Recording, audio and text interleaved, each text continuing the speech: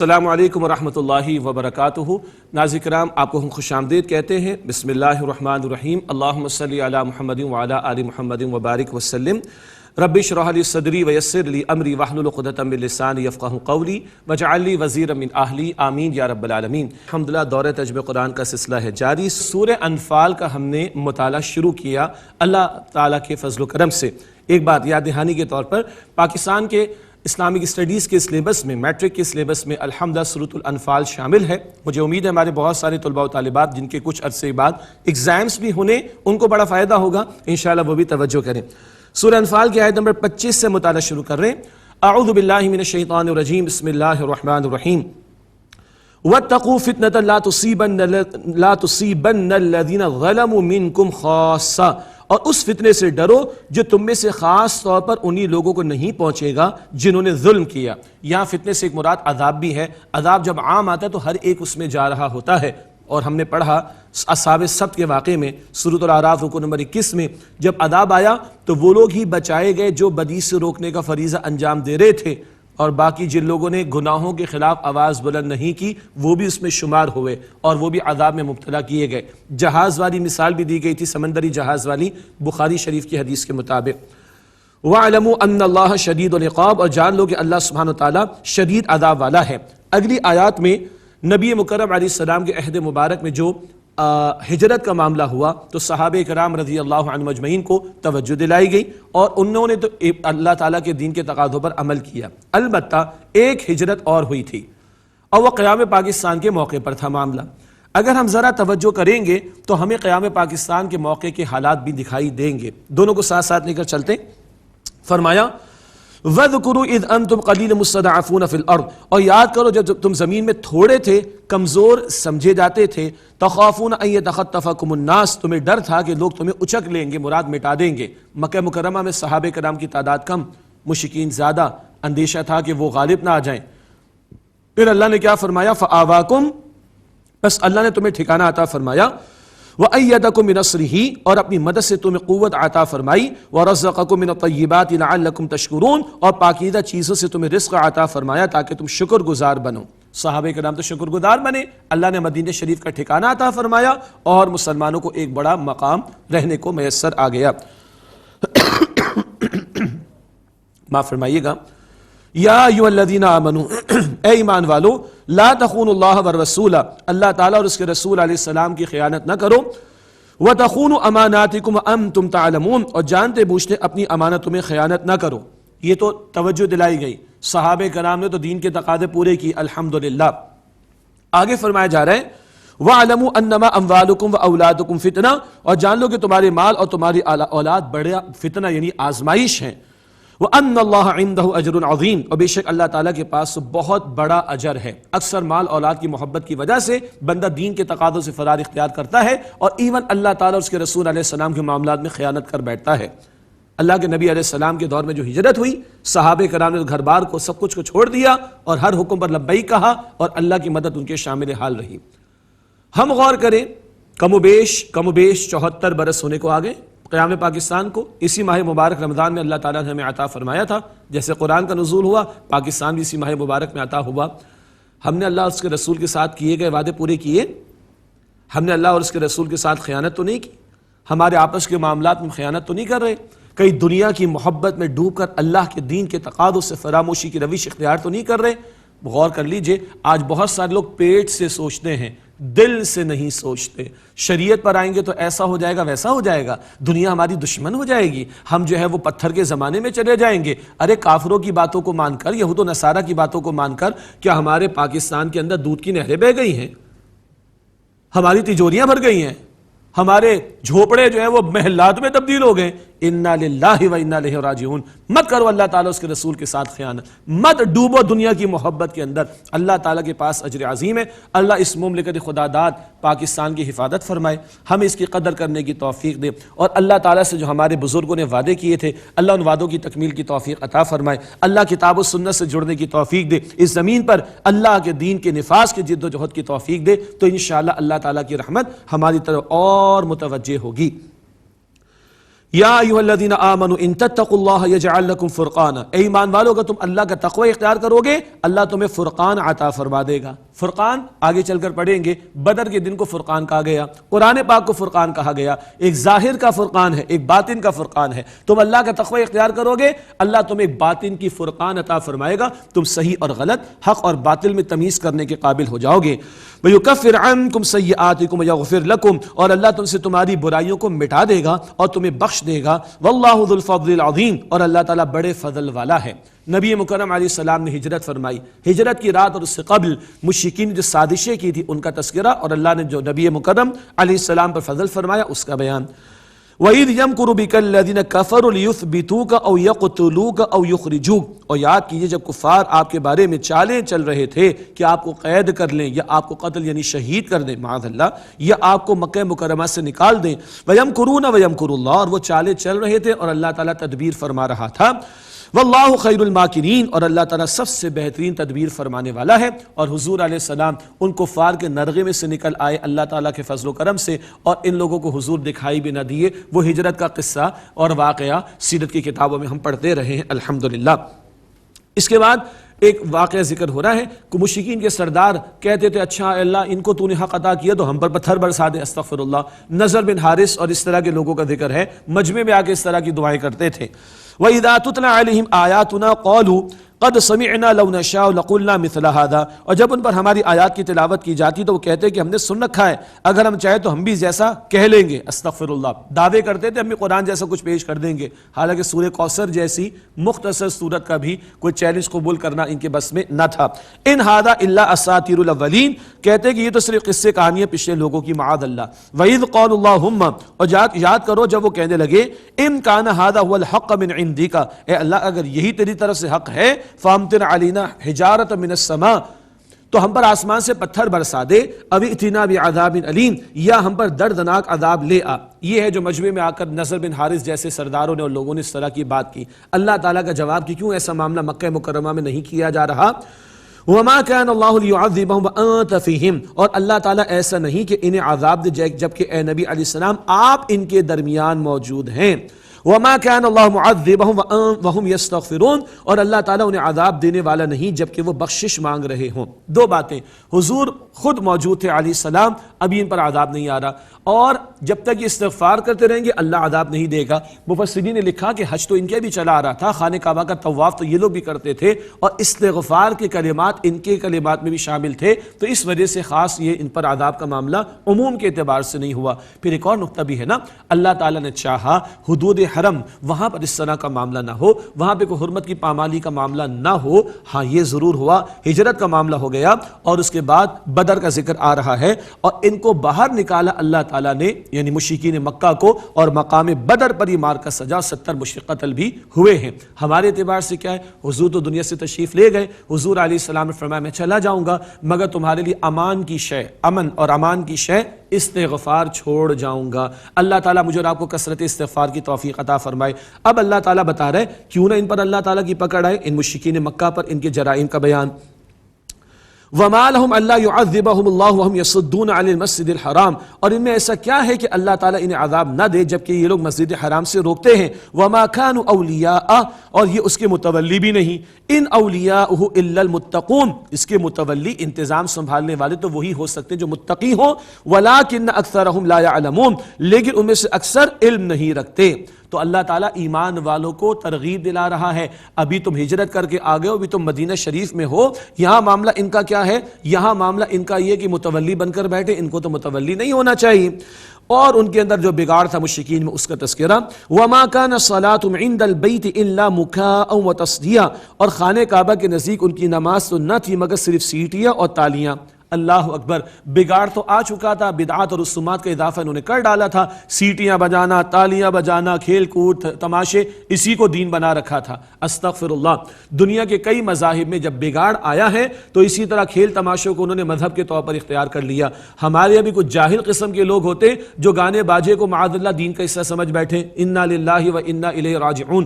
شریعت کے خلاف کچھ امور کو تمام ہمارے علماء کرام متفق ہیں کہ نعت رسول مقبول رسول صلی اللہ علیہ وآلہ وسلم ہمارے ایمان کا حصہ ہے اور اس کا بالکل اہتمام ہونا چاہیے، مگر موسیقی کا استعمال، گانے باجے کا انداز اور وہ جو کانسرٹس کے بیہودہ قسم کے انداز ہوتے وہ اختیار کرنا، یہ بے ادبی کا پہلو ہے، بچنا چاہیے اس سے۔ اور پھر وہ صوفیزم کی باتیں آ گئیں اور مغرب کے بہت سے لوگوں کو بھی پسند ہے، نائٹس منائی جا رہی، پوری رات گانے باجے ہو رہے اور صوفیزم میں خدا کا نام لیا جا رہا ہے، فجر کی نماز بھی گول ہو جاتی ہے، عشاء کی نماز کا بھی اہتمام نہیں ہوتا۔ یہ کیا ہو رہا ہے؟ کھیل تماشا، سیٹیاں، تالیاں، گانے باجے، یہ تو مشرکین مکہ نے رسومات اختیار کر لی تھی۔ اللہ تعالیٰ فرماتے ہیں ان کی نماز تو کعبے کے پاس کیا رہ گئی؟ سیٹیاں اور تالیاں بجانا۔ استغفر اللہ۔ فذوقوا العذاب بما کنتم تکفرون، پس عذاب چکو اس کے بدلے جو تم کفر کیا کرتے تھے۔ ان الذین کفروا ينفقون اموالهم ليصدوا عن سبيل اللہ، بے شک کفار اپنے مال خرچ کرتے ہیں تاکہ وہ اللہ تعالیٰ کے راستے سے روکیں۔ فسينفقونها ثم تكون عليهم حسرة، پس وہ اب خرچ کریں گے پھر یہ ان پر حسرت ہوگا، ثم يغلبون، پھر وہ مغلوب ہوں گے۔ بڑا مال خرچ کر رہے ہیں، بدر کے موقع پر آئے تو بڑی تیاریاں کرتے آئے، بہت سارا مال انہوں نے خرچ کیا، لیکن یہ سارا ان کے لیے حسرت کا باعث بنے گا۔ والذین کفروا الی جہنم یحشرون، اور کافر جہنم کی طرف اکٹھے کیے جائیں گے۔ لیمیز اللہ الخبیث من الطیب، تاکہ اللہ تعالیٰ ناپاک کو پاک سے جدا کر دے، ویجعل الخبیث بعضہ علی بعض، اور ناپاک کو ایک دوسرے پر رکھے، فیرکمہ جمیعا، پھر سب کو ایک ڈھیر بنا ڈالے، فیجعلہ فی جہنم، پھر اس کو جہنم میں ڈال دے۔ اولئک ھم الخاسرون، یہی لوگ خسارہ پانے والے ہیں۔ حق و باطل کا فرق بھی سامنے آئے گا، پاک و ناپاک کو اللہ جدا بھی کر دے گا، دنیا بھی میں نظر آئے گا کون باطل پر گیا کون حق پر کھڑا ہے، اور کل ساری گندگی کفر والوں کے ڈھیر یہ جہنم کی آگ کرنے والا بنیں گے۔ اللہم اجرنا من النار، اے اللہ ہم سب کو آگ کے عذاب سے محفوظ فرما۔ قل للذین کفروا ان ینتہوا یغفر لہم ما قد سلف، اے نبی علیہ السلام فرما دیجئے کافروں سے کہ اگر وہ باز آ جائیں تو انہیں معاف کر دیا جائے گا جو پہلے گزر چکا، ایمان لے آؤ سب معاف ہو جائے گا۔ سبحان اللہ، یہ بات آگے بھی انشاءاللہ ہم پڑھیں گے سورہ توبہ میں۔ وَإِن يَعُودُوا فَقَدْ مَضَتْ سُنَّتُ الْأَوَّلِينَ، اور اگر پھر وہ وہی کریں تو یقیناً پہلوں کی روش گزر چکی ہے۔ گزشتہ اقوام کو دیکھ لو، سورہ اعراف میں ذکر آ چکا، اڑے رہنے والے، کفر پر جمے رہنے والے، پیغمبر علیہ السلام کی مخالفت کرنے والے، دیکھو ان کا انجام کیا ہوا، تمہارا معاملہ بھی ویسے ہی ہوگا۔ اب بتایا جا رہا ہے قتال کا مقصد کیا ہے۔ جنگ بظاہر کوئی اچھی شے تو نہیں، مگر کیا کریں، باتوں سے جو نہیں مانتے تو لاتے مارتے ہیں نا، دنیا میں چلتا ہے۔ کبھی کسی کا جسم کے اندر کینسر کسی ایک حصے میں پھیل جائے تو باقی جسم کو بچانے کے لیے کاٹنا پڑتا ہے، تو اسی طرح معاشرے کے ظالموں کے خلاف آپریشن کرنا پڑتا ہے۔ اللہ تعالیٰ کی شریعت اجازت دیتی، شرائط کے ساتھ۔ قتال کے مقاصد ہیں، قتال کی شرائط ہیں، وہ شرائط پوری ہو تو قتال ہوگا۔ مقصد ایک اہم یہاں بیان ہو رہا ہے، وَقَاتِلُوهُمْ حَتَّى لَا تَكُونَ فِتْنَةٌ وَيَكُونَ الدِّينُ كُلُّهُ لِلَّهِ، اور ان سے جنگ کرو یہاں تک کہ کوئی فتنہ باقی نہ رہے اور دین سب اللہ سبحانہ وتعالیٰ کے لیے، کل کا کل اللہ سبحانہ وتعالیٰ کے لیے ہو جائے۔ فتنہ وہ حالات بھی ہیں جہاں ایمان والوں کے لیے پورے دین پر عمل کرنا ممکن نہ ہو، ایسی مغلوبیت کو ختم کرنے اور وہ ظالم اور جابر جو ایمان والوں پر تسلط حاصل کر کے ان کے لیے زندگی اجیرن کرے یا لوگوں کو آزاد مرضی سے اسلام قبول کرنے کی اجازت اور دین پر عمل کرنے کی اجازت نہ دے، ایسے حالات فتنہ ہیں۔ ان فتنے والے حالات کو فروغ کرنے، ختم کرنے کے لیے اگر کبھی جنگ کرنا پڑے تو اللہ کا کلام کہتا ہے کہ جنگ کی جائے گی تاکہ دین، سسٹم آف لائف، نظام زندگی پورا کا پورا اللہ کے لیے ہو جائے۔ آج یہ تصور دینی مسلمانوں کا ختم ہو گیا۔ ہم اقیم الصلاۃ کا ترجمہ تو جانتے، نماز قائم کرو، لیکن سورہ شورى آیت نمبر 13 اقیم الدین کا ترجمہ ہم بھول گئے۔ دین کو قائم کرو، یہ دین اپنا غلبہ چاہتا ہے، یہ اپنا نفاذ چاہتا ہے۔ ہم اگلی سورہ توبہ میں بعد میں پڑھیں گے انشاءاللہ۔ نبی علیہ السلام کا مشن کیا تھا؟ لیظہرہ علی الدین کلہ، اس زمین پر اللہ کی زمین پر اللہ جو کہ اس کا مالک ہے، اس کا عطا کردہ عادلانہ نظام دین حق غالب ہو جائے۔ اس دین کی سربلندی اور نفاذ کے لیے اگر جنگ کرنا پڑے تو کی جائے گی۔ دنیا کو فتح کرنے کے لیے دنیا والے دنیا کو فتح کرنے کے لیے جنگیں کرتے ہیں، وسائل پر قبضہ کرنے کے لیے جنگیں کرتے ہیں، سستا را مٹیریل اٹھانے کے لیے، منرلز پر قبضہ کرنے کے لیے جنگیں سجاتے ہیں۔ تو ہمارا رب ظلم کی روک تھام کے لیے، ظلم کے خاتمے کے لیے، امن کے قیام کے لیے، مخلوق کی داد رسی کے لیے اور اللہ کے دین کی سربلندی کے لیے ہمیں قتال کا حکم دیتا ہے۔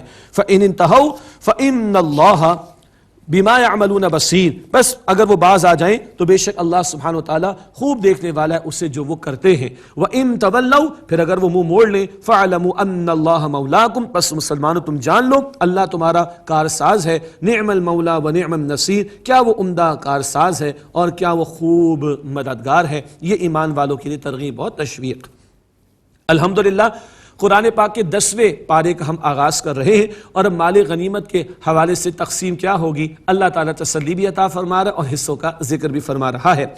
وَاعْلَمُوا أَنَّمَا غَنِمْتُم مِّن شَيْءٍ فَأَنَّ لِلَّهِ خُمُسَهُ وَلِلرَّسُولِ وَلِذِي الْقُرْبَى وَالْيَتَامَى وَالْمَسَاكِينِ وَابْنِ السَّبِيلِ، اور جان لو جو شے تم کسی شے میں سے غنیمت کے طور پر لو تو اس کا 5واں حصہ اللہ تعالیٰ کے لیے، رسول علیہ السلام کے لیے اور رسول علیہ السلام کے رشتہ داروں اور یتیموں اور مسکینوں اور مسافروں کے لیے ہے۔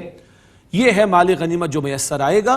شرعی آداب کے مطابق اور تقاضوں کے مطابق جنگ ہوئی، جو مال میسر آئے تو 1/5 وہ بیت المال کی طرف جائے گا۔ اس کو اللہ کا اور اللہ کے رسول علیہ السلام کا اور ان کے رشتہ داروں کا حصہ کہا گیا، کیونکہ حضور علیہ السلام کے گھرانے کے لیے صدقے کی ممانعت کا معاملہ، اور یتیم و مسکین و مسافروں کے لیے 1/4 جائے گا بیت المال میں، اور 4/5 80% وہ مجاہدین میں تقسیم ہوگا جو اس قتال میں شریک ہوئے تھے۔ اس کی مزید تفصیلات تفاسیر میں دیکھی جا سکتی ہیں۔ ان کنتم آمنتم باللہ وما انزلنا علی عبدنا یوم الفرقان یوم التقى الجمعان، اگر تم ایمان رکھتے ہو اللہ تعالیٰ پر اور جو کچھ ہم نے اپنے بندے صلی اللہ علیہ وسلم پر فیصلے یعنی بدر کے دن نازل فرمایا، جس دن 2 فوجیں باہم مقابل ہو گئیں۔ اگر اللہ پر ایمان ہے تو ان احکام پر عمل کرو گے۔ سبحان اللہ، عمل پر ابھارنے والی شے ایمان۔ اور یوم الفرقان کہا کس کو؟ بدر کے دن کو، حق اور باطل کا فیصلہ اس دن اللہ تعالیٰ نے فرما دیا۔ واللہ علی کل شیء قدیر، اور اللہ سبحانہ وتعالی ہر شے پر قدرت رکھنے والا ہے۔ اذ انتم بالعدوۃ الدنیا وهم بالعدوۃ القصوى، اور اے ایمان والو جبکہ تم ادھر والے کنارے پر تھے، تم ذرا مدینہ شریف سے قریب تھے، وهم بالعدوۃ القصوى، اور وہ دور کے کنارے پر تھے، مشرکین ذرا دور سے آئے تھے۔ والرکب اسفل منکم، اور قافلہ تم سے نیچے کی طرف تھا۔ وہ قافلہ کون سا؟ ابو سفیان والا، ابھی ایمان نہیں لائے، وہ شام سے تجارتی قافلہ آ رہا ہے بڑا مال کما کر، وہ تو سامنے سے چلا گیا ساحل سے، اور ادھر 1000 کا لشکر اور 313 کا مقابلہ۔ وَلَوْ تَوَاعَدْتُمْ لَاخْتَلَفْتُمْ فِي الْمِيعَادِ، اور اگر تم باہم وعدہ کرتے تو یقیناً وعدے میں اختلاف کرتے۔ اگر تم طے کرنے بیٹھتے تو کبھی یہ معاملہ ہوتا ہی نہیں، کبھی یہ میدان سجتا ہی نہیں۔ تو کس نے طے کیا؟ وَلَٰكِن لِيَقْضِيَ اللَّهُ أَمْرًا كَانَ مَفْعُولًا، لیکن جو ہوا وہ اس لیے تھا تاکہ اللہ تعالیٰ پورا کر کے رہے وہ کام کہ جو کام ہو کر رہنے والا تھا۔ اللہ نے چاہا یہ معرکہ سجے، اللہ نے چاہا کہ حق و باطل کا فیصلہ ہو۔ لِيَهْلِكَ مَنْ هَلَكَ عَنْ بَيِّنَةٍ، تاکہ جو ہلاک ہو وہ دلیل کے ساتھ ہلاک ہو، کون گیا کفر کے اوپر اس کو پتہ ہونا چاہیے۔ وَيَحْيَ مَنْ حَيَّ عَنْ بَيِّنَةٍ، اور جو زندہ رہے وہ زندہ رہے دلیل کے ساتھ، کون حق کے ساتھ دے رہا ہے اور کون باطل کا ساتھ دے رہا ہے، ہر ایک کو کلیئرٹی ہو جائے۔ وَإِنَّ اللَّهَ لَسَمِيعٌ عَلِيمٌ، اور بے شک اللہ سبحانہ وتعالی یقیناً سننے والا، خوب علم رکھنے والا ہے۔ اذ یریکہم اللہ فی منامک قلیلا، اور یاد کرو مسلمانوں، یاد کیجئے اے نبی علیہ السلام، جبکہ اللہ تعالیٰ نے آپ کو آپ کے خواب میں ان کفار کو تھوڑا دکھایا۔ وَلَوْ أَرَاكَهُمْ كَثِيرًا، اور اگر اے مسلمانوں اللہ تعالیٰ تمہیں ان کی تعداد کو بہت زیادہ دکھاتا، لَفَشِلْتُمْ، تو تم کچھ کمزوری دکھاتے۔ وَلَتَنَازَعْتُمْ فِي الْأَمْرِ، اور جنگ کے اس معاملے میں کوئی جھگڑا کر بیٹھتے۔ وَلَٰكِنَّ اللَّهَ سَلَّمَ، لیکن اللہ تعالیٰ نے بچا لیا۔ تھے تو 1000، اللہ نے اولاً تھوڑا دکھایا تاکہ مسلمانوں کا حوصلہ بڑھے اور مقابلے کے لیے تیار رہیں۔ انہ علیم بذات الصدور، بے شک اللہ تعالیٰ سینوں کے رازوں سے خوب واقف ہے۔ وَإِذْ يُرِيكُمُوهُمْ إِذِ الْتَقَيْتُمْ فِي أَعْيُنِكُمْ قَلِيلًا، اور یاد کرو جب تم آمنے سامنے ہوئے تو وہ تمہیں دکھائے تمہاری آنکھوں میں تھوڑے۔ وَيُقَلِّلُكُمْ فِي أَعْيُنِهِمْ، اور تمہیں ان کی آنکھوں میں تھوڑا دکھایا۔ سبحان اللہ، مسلمان تو تھے ہی کم، اور فرمایا جا رہا ہے کہ تمہیں دکھایا تمہاری آنکھوں میں، تمہیں ان کو دکھایا تمہاری آنکھوں میں تھوڑا تاکہ مسلمان ہمت پکڑیں، اور تمہیں ان کی آنکھوں میں دکھایا تھوڑا، یہ بات تو بالکل واضح۔ اور آل عمران میں ہم نے آیت نمبر 13 میں پڑھا تھا کہ بعد میں ایک وقت آیا کہ کفار کو مسلمان بہت زیادہ دیے گئے اور کفار کے اندر روب پیدا ہو گئے، یہ بات بھی پہلے آئی۔ اور ایک بہت بڑی کمک کہاں سے آئی تھی؟ وہ فرشتوں کی صورت میں، تاکہ ہو کیا؟ لِيَقْضِيَ اللَّهُ أَمْرًا كَانَ مَفْعُولًا، تاکہ اللہ تعالیٰ پورا فرما کر رہے وہ کام جو کہ ہو کر رہنے والا تھا۔ وَإِلَى اللَّهِ تُرْجَعُ الْأُمُورُ، اور تمام کاموں کا لوٹنا تو پھر اللہ تعالیٰ ہی کی طرف ہے۔ اب اگلی آیات میں قتال کا یہ معاملہ سجا. پہلا باقاعدہ معرکہ ہے. بدر سے پہلے کئی مہمات تو ہیں مگر پہلا باقاعدہ معرکہ ہے. تو اللہ سبحانہ وتعالی قتال فی سبیل اللہ کے حوالے سے بہت پیاری ہدایات عطا فرما رہا ہے. یا ایھا الذین آمنوا اذا لقیتم فئۃ فاثبتوا واذکروا اللہ کثیرا لعلکم تفلحون. اے ایمان والو جب تمہارا کسی جماعت کفار سے آمنا سامنا ہو تو ثابت قدم رہو اور اللہ تعالیٰ کا کثرت سے ذکر کرو تاکہ تم فلاح پا سکو. صرف مین پاور، فوج کی تعداد کتنی ہے، ہتھیار کتنے ہیں، یہ بھی ٹھیک ہے، ان پر توجہ ہو، لیکن اس سے بڑھ کر توجہ کس بات کی طرف ہو؟ ثابت قدمی اور اللہ کا ذکر. اور فرمایا وَأَطِيعُوا اللَّهَ وَرَسُولَهُ وَلَا تَنَازَعُوا، اور اللہ تعالیٰ کی اطاعت کرو اور اس کے رسول علیہ السلام کی بھی، اور آپس میں جھگڑا نہ کرو. وہ جو احد کے میدان میں معاملہ ہوا جس کا ذکر آل عمران میں آ چکا ہے، کیا ہوا تھا؟ مقامی امیر کی بات نہیں مانی تھی تو نقصان ہو گیا تھا نا. فرما دیا گیا یہاں پہلے وَلَا تَنَازَعُوا، اور آپس میں جھگڑا نہ کرنا، یعنی سم و طاعت کے معاملے میں. فَتَفْشَلُوا، کہ کہیں تم کمزوری دکھا بیٹھو، وَتَذْهَبَ رِيحُكُمْ وَاصْبِرُوا، اور تمہاری ہوا اکھڑ جائے، تمہارا روب ختم ہو جائے، اور صبر کرو. تو آپس میں اگر تم جھگڑا کرو گے، ڈسپلن کو توڑو گے تو تمہاری جو ہوا ہے وہ کھڑ جائے گی. محاورہ ہے، مراد تمہارا روب ختم ہو جائے گا. وَاصْبِرُوا، صبر کرو، ڈٹے رہو، جمے رہو. اِنَّ اللَّهَ مَعَ الصَّابِرِينَ، بے شک اللہ سبحانہ وتعالیٰ صبر کرنے والوں کے ساتھ ہے. اس کے برعکس کفار کا بیان آ رہا ہے کنٹراسٹ کے طور پر. وَلَا تَكُونُوا كَالَّذِينَ خَرَجُوا مِن دِيَارِهِمْ بَطَرًا وَرِئَاءَ النَّاسِ، اور ان لوگوں کی طرح مت ہو جانا جو اپنے گھروں سے نکلے اتراتے ہوئے اور لوگوں کو دکھانے کے لیے. بہت سارے مشرکین اپنے سرداروں کے جبر کی وجہ سے آئے تھے، ورنہ تو ان کا ارادہ بھی بالکل نہیں تھا، بس لوگوں کو دکھانے کے لیے آئے ہیں. یہ ہے دنیا پرستوں کا معاملہ. وَيَصُدُّونَ عَن سَبِيلِ اللَّهِ، اور اللہ تعالیٰ کے راستے سے روکتے ہوئے آئے. وَاللَّهُ بِمَا يَعْمَلُونَ مُحِيطٌ، اور جو کچھ وہ کرتے ہیں اللہ سبحانہ وتعالیٰ اس کا احاطہ کیے ہوئے ہے. اب شیطان کا ذکر آ رہا ہے. جی، شیطان ایک سردار کے روپ میں وہاں پر انسانی شکل میں آیا اور مشرکین کے سرداروں کو خوب اس نے اکسایا، اور جب میدان سجتا ہوا دیکھا تو بھاگ لیا وہاں سے. ارشاد ہوا وَإِذْ زَيَّنَ لَهُمُ الشَّيْطَانُ أَعْمَالَهُمْ وَقَالَ لَا غَالِبَ لَكُمُ الْيَوْمَ مِنَ النَّاسِ وَإِنِّي جَارٌ لَكُمْ، اور یاد کرو جو شیطان نے ان کے کام مزین کر کے دکھا دیے اور کہا آج لوگوں میں سے تم پر کوئی غالب آنے والا نہیں اور میں تمہارا حمایتی، تمہارا ساتھی ہوں. یہ ہے کہ بیچ چوراہے پہ لا کر چھوڑ کر بھاگ جانے والی بات. خوب تھپکیاں لے کر آیا، ارے اڑا دو مسلمانوں کو، ختم کر دو مسلمانوں کو. اب کیا ہوا؟ فَلَمَّا تَرَاءَتِ الْفِئَتَانِ نَكَصَ عَلَىٰ عَقِبَيْهِ، پھر جب دونوں لشکر آمنے سامنے ہوئے تو وہ اپنی ایڑیوں پر الٹا پھر گیا. وَقَالَ إِنِّي بَرِيءٌ مِّنكُمْ إِنِّي أَرَىٰ مَا لَا تَرَوْنَ إِنِّي أَخَافُ اللَّهَ، اور بولا بھائی میں تو تم سے بری ذمہ ہوں، میرا کوئی تم سے تعلق نہیں، میں وہ دیکھتا ہوں جو تم نہیں دیکھتے، میں تو اللہ تعالیٰ سے ڈرتا ہوں. جھوٹا ایک نمبر کا، جھوٹ بول کر بھاگا، اور جھوٹا ہی تو ہے شیطان. عین چوراہے پہ لا کے چھوڑ کر بھاگ جائے گا سب باغ دکھا کر. اللہ تعالیٰ اس بدبخت کے حملوں سے ہم سب کی حفاظت فرمائے.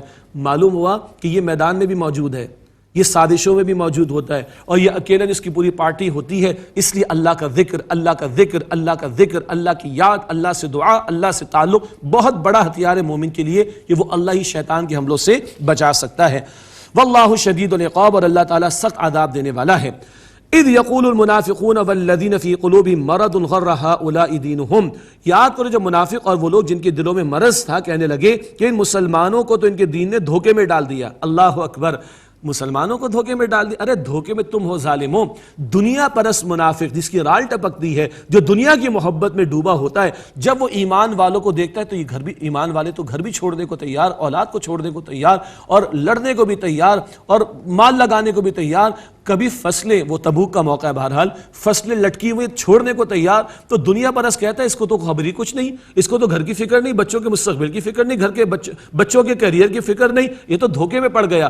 دنیا پرست سچے ایمان والوں کو جب قربانیاں دیکھتا ہے تو کہتا ہے کہ یہ تو دھوکے میں پڑ گیا. استغفر اللہ. ارشاد ہوا وَمَن يَتَوَكَّلْ عَلَى اللَّهِ فَإِنَّ اللَّهَ عَزِيزٌ حَكِيمٌ، اور جو اللہ سبحانہ وتعالیٰ پر توکل کرے تو بے شک اللہ سبحانہ وتعالیٰ غالب ہے، حکمت والا ہے.